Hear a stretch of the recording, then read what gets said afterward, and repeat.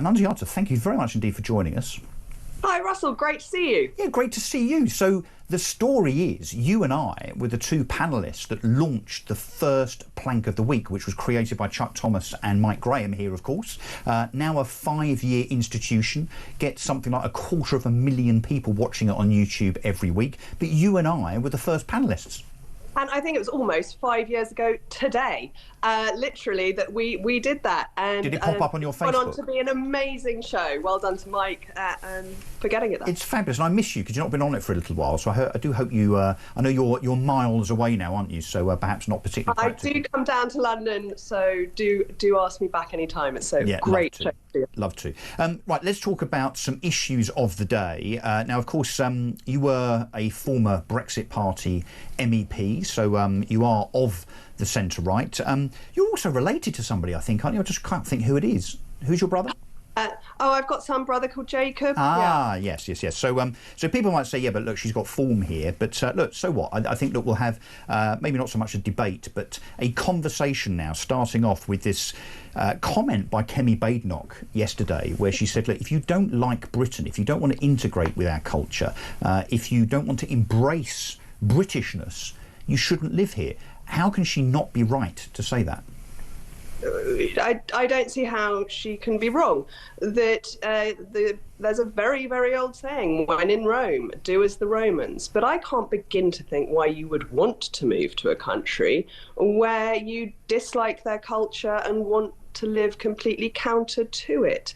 That doesn't make for a good life for the immigrants, and it doesn't make for a good life for the British people who want to continue with our usual culture. Yes, I mean, I have no idea why someone would come here expecting to change our culture to theirs. We can have the debate, I guess, about multiculturalism and whether it's worked or not. It would seem that of late, perhaps up to 10 or 15 years ago, it did, but now it is not, and there's all sorts of reasons for that. But yeah, I mean, I wouldn't consider going to live in, I don't know, Finland if I didn't expect to live like a Finnish person. I wouldn't want to go to Finland because the complete lack of daylight is deeply depressing, and personally I don't like it. Or lots and lots of daylight, too much in the summer. Yes, indeed. But the point is, I would want to go to Saudi Arabia and be told I couldn't drive, and then want to get behind a car and drive round. Yes. I would expect to be arrested. I would expect to be in trouble.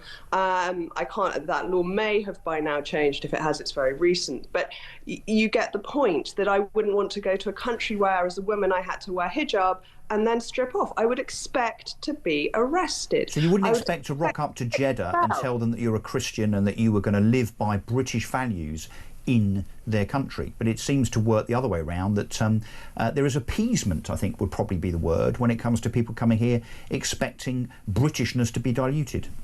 Well, I think multiculturalism started off, and Trevor Phillips was very, very interesting on this, as an idea that communities integrate, we all live alongside each other, respecting each other's differences, but celebrating our similarities. I think that has developed into having completely separate communities living alongside each other, that there are people who have been here decades who've never learnt English properly, who can't communicate with their neighbours or the local shopkeepers. Do you think they should be made to? Or the wider society. And I think that is a real problem because it closes off societies, and what we need to do is have a very open society. It's what our country is all about, that we know our friends and neighbours, that we do communicate, and that we can be part of the same institutions that fundamentally underpin what this country is about. Yes, but do you think they should be made to? Do you think there should be a test? So in order to grant citizenship or residency, there should be a test including the ability to speak English? Well, I've actually got an American friend who had a hilarious situation whereby she had a degree in English from one of the American state universities. She had to get a letter from the head of, she also had a degree, a master's from a London university, but she had to get a letter from her head of studies in the English department stating that in America, her English degree included the ability to fluently speak English. Well, of course she could. Her entire degree had been in the English language, Yes. and yet she had to prove it. So why don't other cultures? Well, but this is why cultural integration hasn't worked. If we end up with people coming here and kind of living as they were elsewhere in kind of siloed areas, and that's part of the problem. But with Kemi Badenoch saying this, I mean, it's quite it's maybe an attempt to out-reform reform, really, in terms of, you know, being seen to be choosing language which is you know, red meat type language on Kemi Badenoch's part. Let me just read exactly what she said. She said, "Our country is our home. It is not a hotel. If people arriving here don't want to integrate into British culture, then they shouldn't be here, and it is not controversial to say that." Well, I don't think that's controversial, Annunziata, but some, of course, now, and I'm sure have already on social media, will now label Kemi Badenoch as a racist. Some people will label anyone as anything, and I think we've got to return to both freedom of speech and respect for other people's views, and that it's not a bad thing to say that people should get on with the people they live with. Of course we all should. And if you don't want to be here, if you want to undermine our culture, don't be here. Yeah. Go back to wherever it is you have come from, where the culture suits what you want. Well, I don't know if you heard earlier, we had a voice note from Mohammed who said that he came here from Iran because he didn't want to be under the Iranian regime, and he didn't want to live, you know, by way of the restrictions of Islam, basically is what he was saying, in his opinion. But that he came here fully expecting Britishness and to embrace Britishness, and he said, if I want to live in a different way, then I know that I'm free to go back to Iran. But yes, he certainly didn't seem to want to do that. So, you know, that is a very commonsensical position to take, isn't it, as an immigrant? The vast majority of immigrants are in the same category as him. That I know dozens of people born in other countries across all continents who have come here and absolutely embraced how the British run their lives, run their society, run their communities. And they fit in brilliantly and get on with everyone. That is what we can all agree is the best way forward without division in our society. Yeah, let's just going to ask Candice if she wants to jump in here, because she keeps putting her hand up like she's at the back of the class at school, jumping up and down. I think she wants to ask you something, if we may. There's been such a shift in mood in the way that we're talking about immigration. I mean, everyone is this word integration, and I think it's good. You know, we're sort of like finding a philosophical basis for what we want to do. What would you say we do specifically, though, in terms of policies? You know, how can we sort of determine that, you know, whether someone will integrate well, or things that we can put in place to make sure that they do? Well, I mean, I think we've got this citizenship test as a starting point, but you have to have been here years before you even get to that point. But that test is ridiculous. I remember another American asking me how old the Giant's Causeway was. Well, have either of you got any idea? Wow. I mean, how old's a bunch of stones? I have no idea. And I don't care. That's not the core of Britishness, and I think that's what we should be getting to in any tests that we do on people who want to come here. Do you think we need to understand? Do you want to celebrate our culture? Do you want to be part of our culture? Do you want to join our communities? But do you think, therefore, we need to actually understand and define what Britishness is, therefore? Because it doesn't sound like, yes, knowing the age of the Giant's Causeway is much of a qualification with regard to integrating into British life, does it? No, and I would be surprised if any school child in the country knew it unless they'd learnt it last week in geography. But Britishness is not a definite thing, just as we don't have a written constitution, nor is our culture, and it is always evolving. But committing to being part of what you find is hugely important.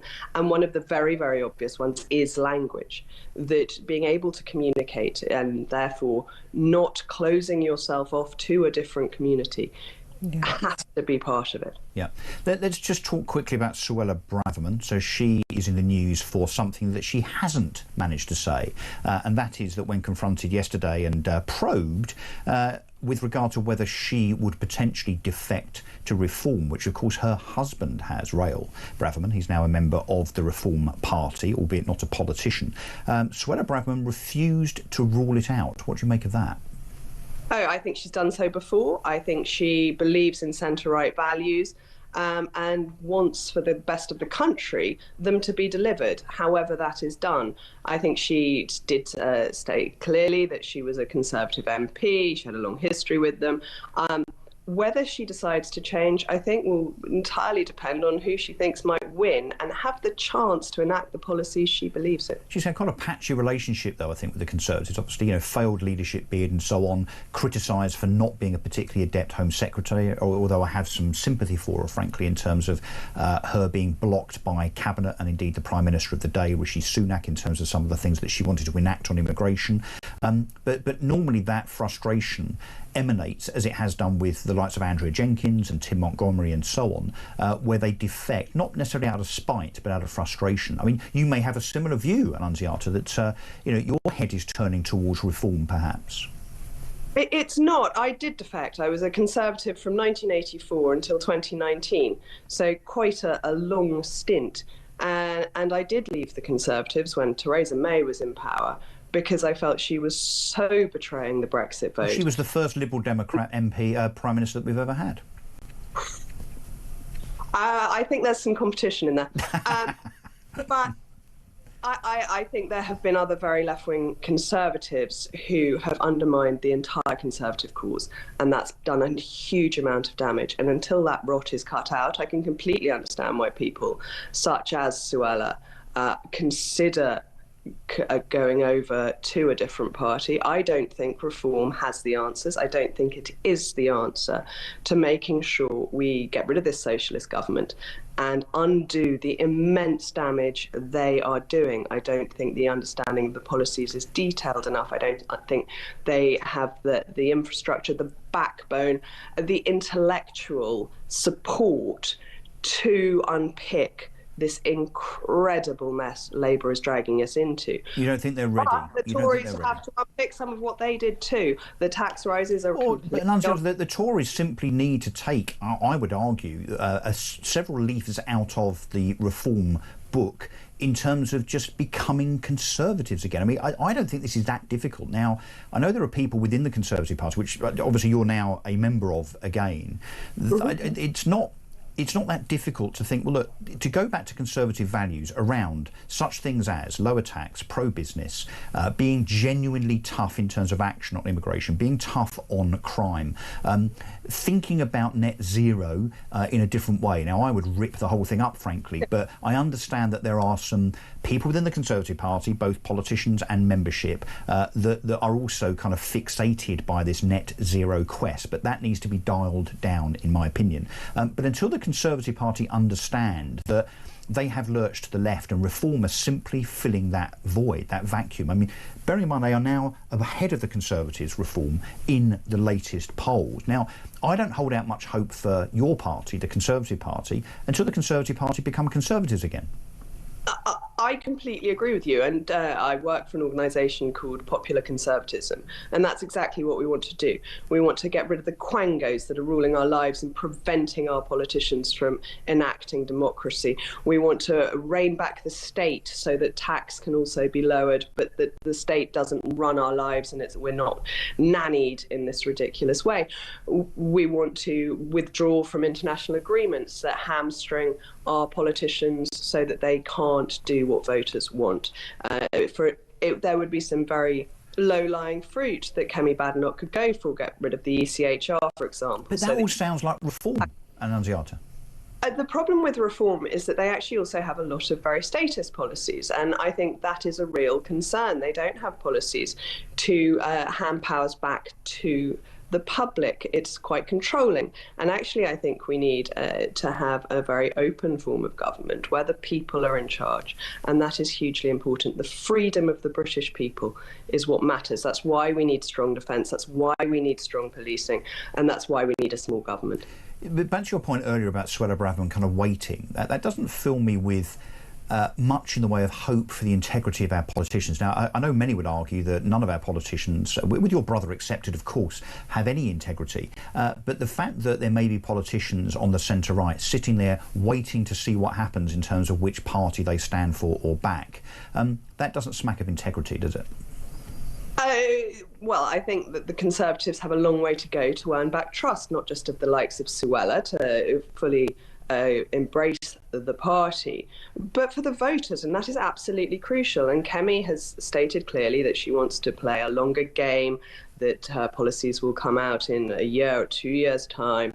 I think she does. She started yesterday setting out very clear principles. That was an encouraging step, but I think she's got to do a lot more of that. Well, she's got to do a lot more in terms of opening up about policy. Something to understand what it is that Kemi's Conservatives stand for. Yeah.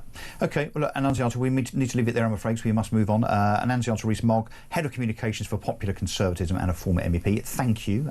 Thanks for watching, and if you like that clip, please give us a like and subscribe to our YouTube channel for lots more stimulating articles, debates and interviews. Also, see our website popularconservatism.com and the notes below for more details.